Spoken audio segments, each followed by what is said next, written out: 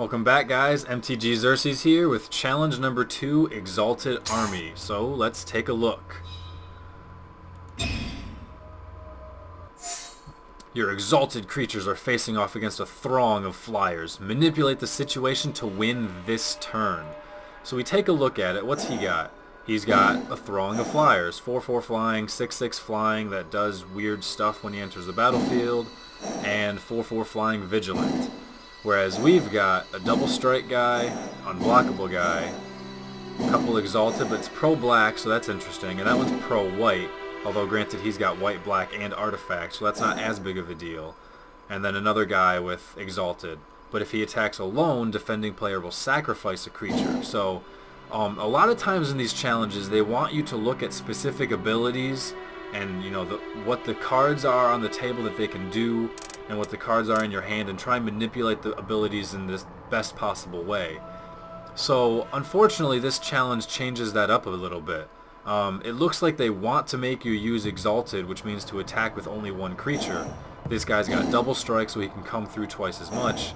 This guy makes them sacrifice a creature, and then they give you 2 pacifisms, so it makes you think maybe you can pacify, but then they would just sacrifice one of the unblockable, or one of the creatures that can't block instead. You got this nice +3/+0 trample and lifelink here that would go great on a flying double striker. That would be ridiculous, but it's not quite going to get there this turn, which is the restrictions that the challenge has placed on us.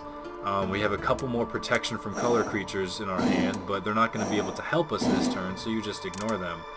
And then one final thing, seize the initiative just to help change combat a little bit. But unfortunately this one's a little too, I don't know, it's not intricate enough for my tastes. All you have to do is just cast pacifism on his 2 best creatures, which really I guess it doesn't matter. Any 2 creatures is going to result in the exact same thing, but you may as well put it on the better ones. And then you just proceed to attack with everything, and that's a lot more boring than the normal way that they like to make these challenges. I almost said Blizzard, but it's Wizards. Once he declares his blocker, you cast Seize the Initiative on your double strike guy, and this is slightly important.